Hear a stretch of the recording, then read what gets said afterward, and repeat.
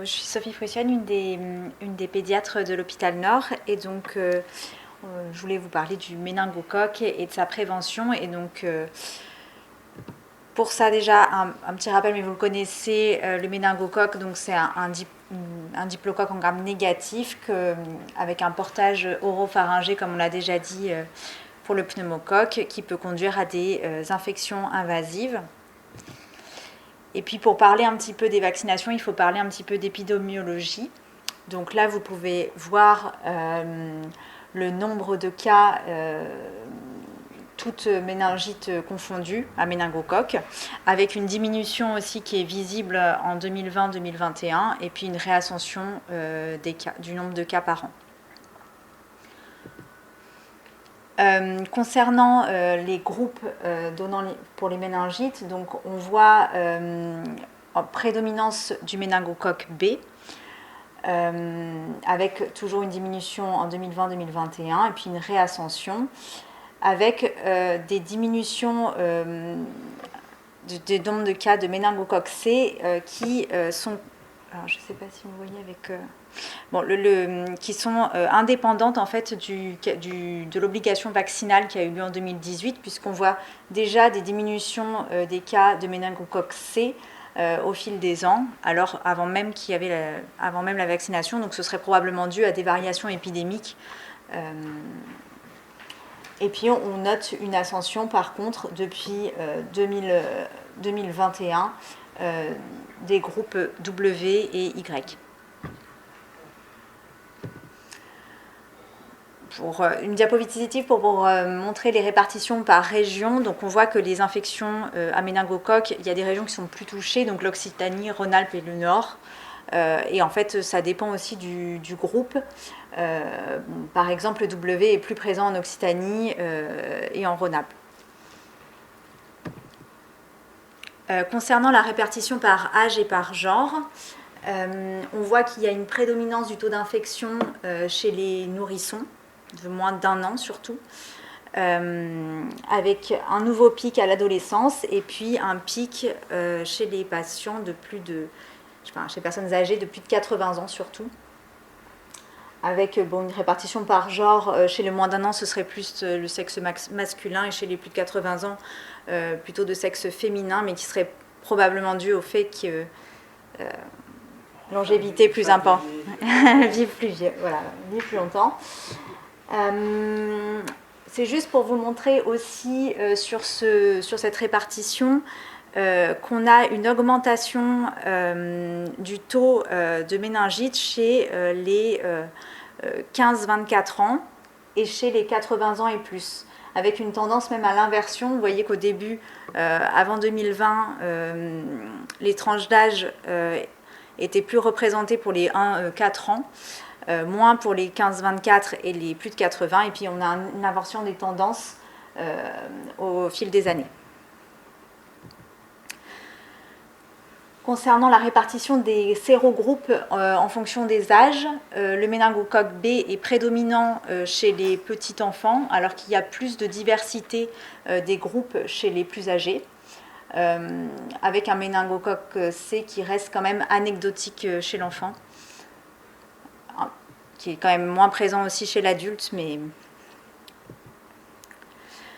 et sur ces graphiques-là, vous pouvez voir donc par sérogroupe donc une augmentation du taux d'infection du méningocoque B pour les adolescents entre 15 et 24 ans, les jeunes adultes et chez les plus de 80 ans.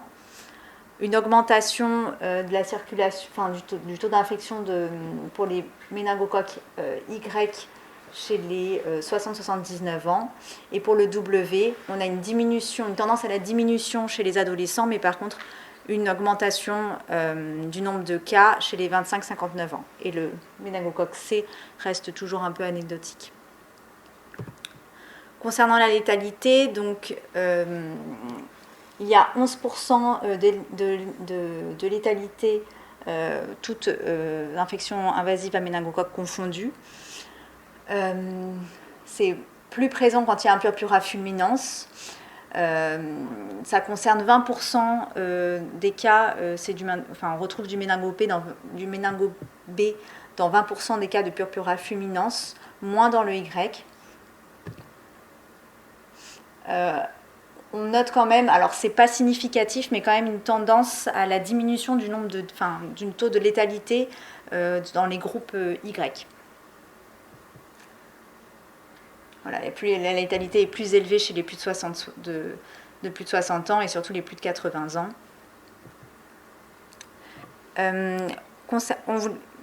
Pour vous parler des cas groupés, donc vous savez quand on a une infection, un cas de méningite, on distribue une antibioprophylaxie à tous les sujets contacts, donc on peut distribuer jusqu'à 30 ordonnances à chaque fois.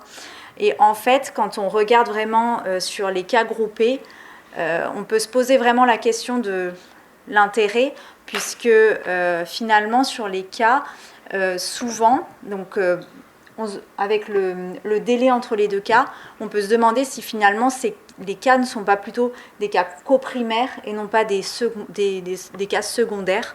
Alors, est-ce qu'il n'y a pas eu de cas secondaires puisqu'on a fait l'antibioprophylaxie ou finalement il n'y en aurait pas eu? Ça, c'est une question qui est un peu... Enfin, on ne peut pas trop répondre à cette question. Pour la caractérisation des souches, il y a plutôt une diversité des complexes clonaux sur le méningocoque B, alors que pour le Y, on retrouve de façon prédominante le complexe clonal 23, et pour le W, plutôt le complexe clonal 93-16, et qui est prédominant en plus chez les moins d'1 an et chez les plus de 80 ans, alors que finalement c'est plutôt le complexe clonal 11 qui est plus présent chez les autres tranches de population. Un petit mot pour un petit warning sur la sensibilité des souches. Il y a 58,8% des souches qui ont une sensibilité diminuée à la pénicilline G et 5 souches qui sont résistantes à l'amoxicilline avec la présence d'une bêta-lactamase, donc 3 souches dans le groupe B et 2 souches dans le groupe Y, qui concernent le complexe clonal 23. Et maintenant, pour vous parler des vaccins, donc on a plusieurs vaccins qui ont été mis sur le marché concernant le méningocoque. Donc, on a des vaccins qui sont non conjugués, donc c'est concerne le méningocoque B, donc c'est le BEC0 qu'on a, qui va entraîner une réponse immunitaire moins prolongée, pas d'effet sur le portage puisque c'est un vaccin qui est non conjugué. Alors que on a le quadrivalent ACYW, Nimenrix, Menquadfi et Menveo, qui est conjugué donc, selon le cas à une nanotoxine tétanique ou à d'autres protéines qui permettent une réponse immunitaire plus durable avec un effet sur le portage alors qu'il n'y en a pas sur les vaccins non conjugués. Donc, il y a un autre vaccin qui existe, qu'on utilise très peu, qui est indiqué chez l'adolescent, c'est le Trumemva. On utilise très peu, c'est recommandé plutôt pour l'adolescent. Pareil, c'est un vaccin qui est non conjugué. Donc, concernant le vaccin méningocoque B, donc, il est réalisé à partir de la technique de vaccinologie réverse. Donc, c'est une analyse des antigènes à partir du génome qui permet d'identifier des protéines d'intérêt. Donc, les antigènes sont choisis il faut qu'ils soient communs aux souches virulentes avec peu de variations génomiques. Donc là, il y en existe 4 dans ce vaccin. Donc c'est le facteur H binding protein qui va permettre au méningocoque d'échapper à la lyse. Le Neisseria heparin binding protein qui pareil assure une protection contre la lyse par le complément. Le Neisseria adésine A qui permet une entrée dans les cellules, et puis la porine A donc des vésicules avec des vésicules de membrane. Donc ça c'est pour le vaccin BEC0.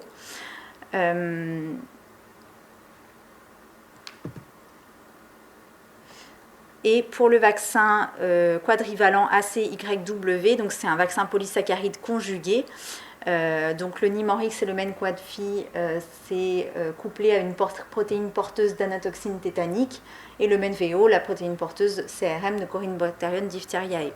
Donc il y a une meilleure immunogénicité concernant les titres bactéricides, un effet sur le portage, et il est efficace chez le nourrisson.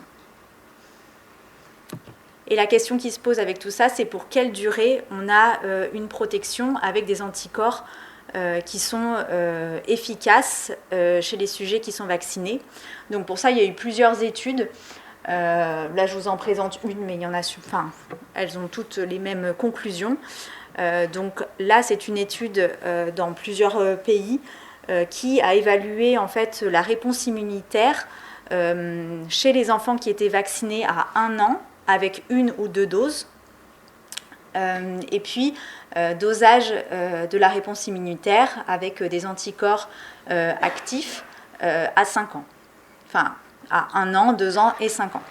Et en fait, on voit que d'une part, il n'y a pas de différence s'il y a une vaccination à 1 dose ou à 2 doses, mais par contre, il y a une persistance des anticorps à 5 ans, alors qui est moins importante chez le sérotype A, mais qui est quand même entre 50 et 60% pour les autres sérotypes.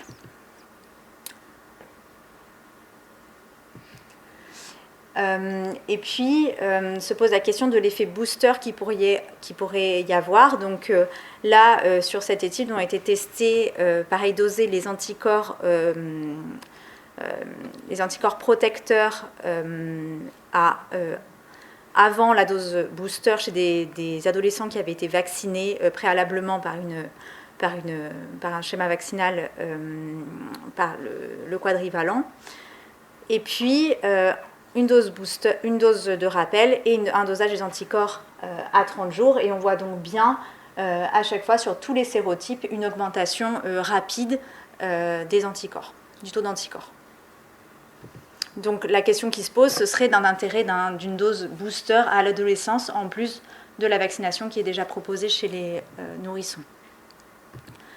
Concernant le bec 0, il y a beaucoup d'études aussi qui ont pu montrer des taux de persistance des anticorps pour les 4 antigènes recherchés chez les nourrissons qui ont été vaccinés sur des schémas. Alors initialement, c'était des schémas à 2, 3, 4 et un rappel à 12 mois, ou 2, 4, 6 et un rappel à 12 mois. Mais finalement, les études d'extension ont montré la même chose chez le schéma vaccinal qu'on a actuellement, qui est donc à 3, 5 mois et un rappel à 12 mois.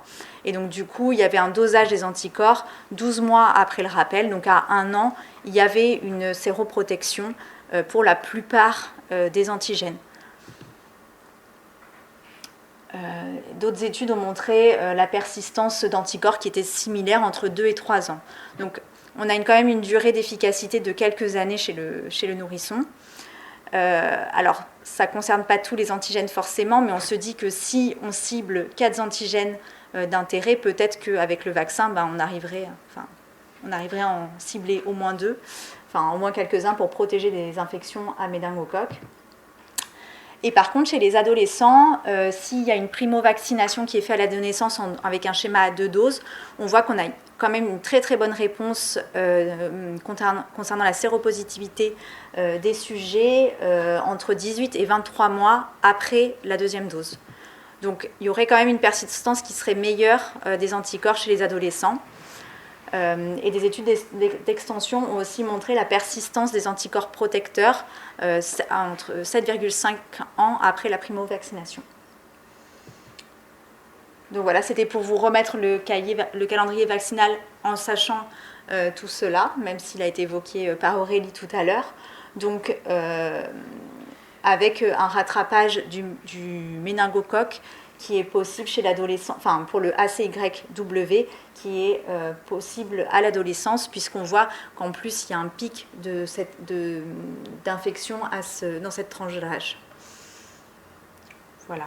Et je vais laisser Philippe parler pour l'avenir de la vaccination de méningocoque pour les vaccins pentavalents. Voilà, donc en fait, si on veut résumer, les moins d'1 an, ils sont très à risque. C'est surtout du méningocoque B. Donc on veut les vacciner tôt, Mais quand on les vaccine tôt, même si on a plusieurs antigènes dans le vaccin Bexsero, eh bien, on va avoir une efficacité qui va durer quelques années, mais qui n'est pas très très longue sur l'adolescence.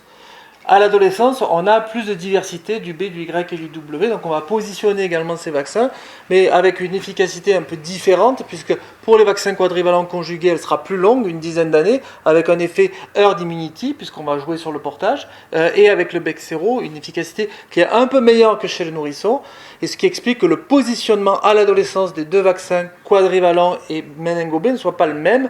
Les quadrivalents, on les fait plutôt entre 11 et 13 ans. Le méningo-B, c'est la période la plus à risque, 15-25 ans, donc à partir de 15 ans.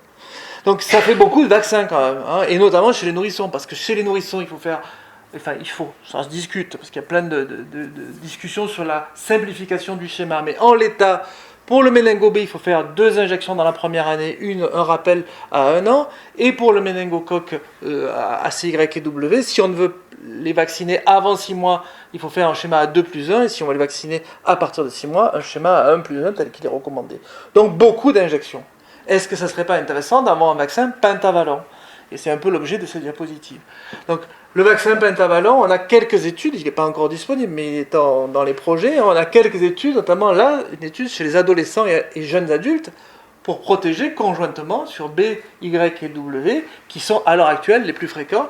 Donc c'est un essai sur 2 doses 0,6 mois du vaccin pentavalent versus un vaccin méningo-B de type Bexsero à 2 doses et un vaccin quadrivalent ACY et W également à 2 doses. Et cela montre en termes d'efficacité une efficacité comparable avec le vaccin pentavalent pour les infections à méningo-B comparativement au Bexsero et pour les infections à ACY et W sur le vaccin quadrivalent, avec une tolérance qui est bonne.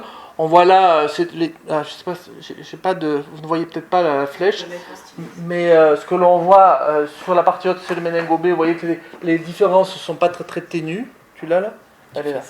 Oui, avec la touche rouge, excuse-moi. Voilà, donc on voit là que les différences sont identiques entre le vaccin pentavalent et le vaccin méningo-B. Il n'y a pas de grosse différence sur l'indicateur qui, dans cette étude, est l'indicateur d'efficacité, je ne rentre pas là dans le détail.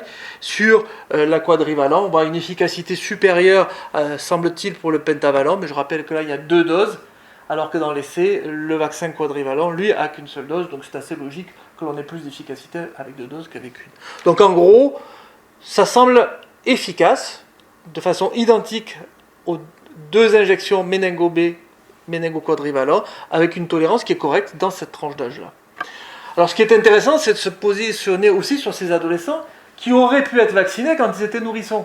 Qu'est-ce que ça donne, hein ? Eh bien, on a là aussi des études, un essai randomisé contrôlé, vaccin pentavalent 2 doses ou vaccin quadrivalent une seule dose. Chez des 15-25 ans, il y a eu un vaccin quadrivalent plus de 4 ans avant l'entrée dans l'essai.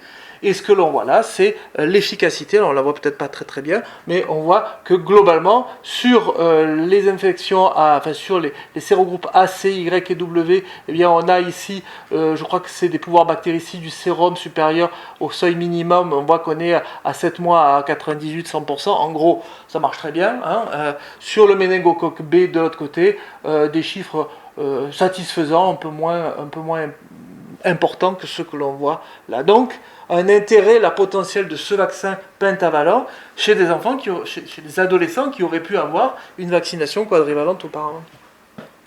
La durée de protection de ces vaccins, donc c'est dans cette étude-là. On a, alors là c'est un peu difficile à lire, mais on voit les méningo A, C, Y et W. On voit des enfants qui étaient naïfs, qui n'avaient jamais eu de vaccin, et des enfants qui avaient eu des vaccins auparavant. Et on voit l'effet donc des boosters. Hein. Alors ce que l'on remarque, c'est que globalement, tous ceux qui sont naïfs, les courbes bleues et violettes, ils ont des titres anticorps moins importants après avoir été vaccinés, ce qui est assez logique. Et puis qu'on a un booster qui permet de remonter vers des chiffres de l'ordre de 100% de pouvoir bactéricide du sérum. Donc une efficacité là qui est évaluée à 48 mois, hein, donc 4 ans après, qui est tout à fait intéressante dans la poursuite de la protection.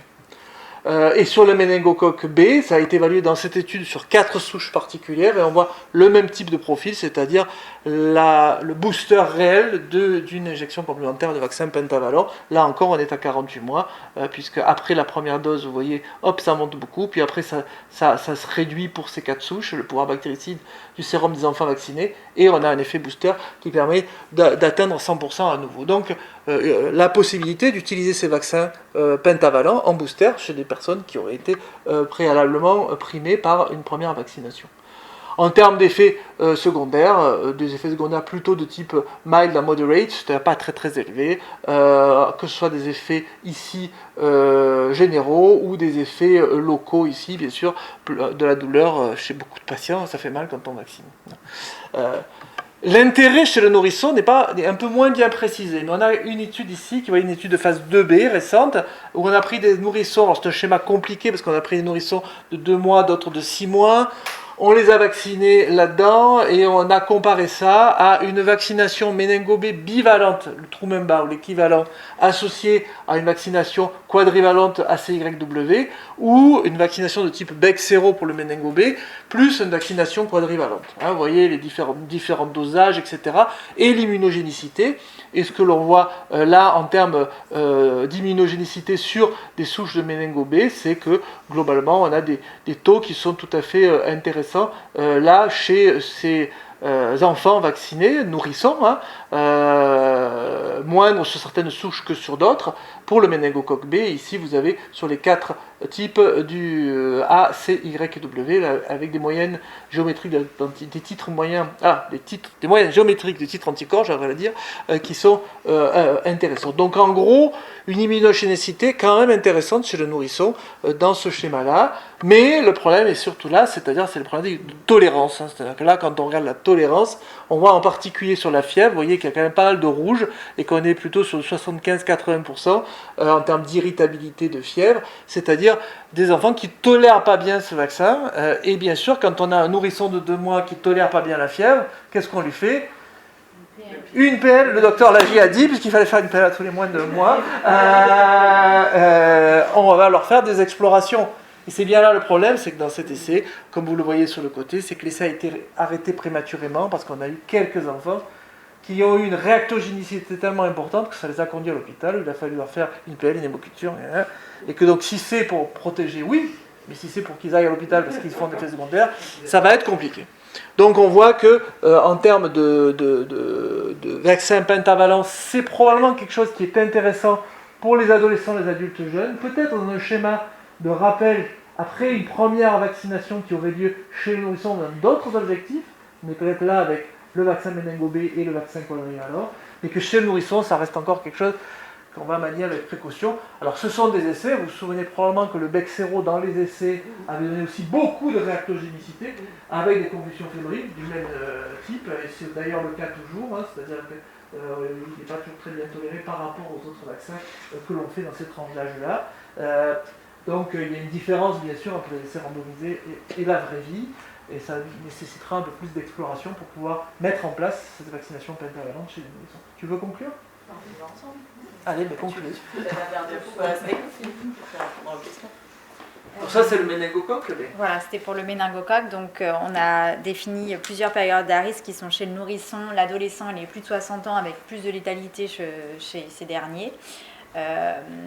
Les études ont permis de montrer une meilleure immunogénicité pour les vaccins conjugués avec un effet sur le portage qu'il n'y a pas chez les vaccins, dans les vaccins non conjugués. Avec une persistance d'une immunité entre 5 et 10 ans, et donc se poserait la question, comme on a parlé, d'une dose rappel. Et puis, est-ce que l'avenir, c'est un vaccin pentavalent chez les adolescents ? Eh bien, l'avenir nous le montrera. Merci,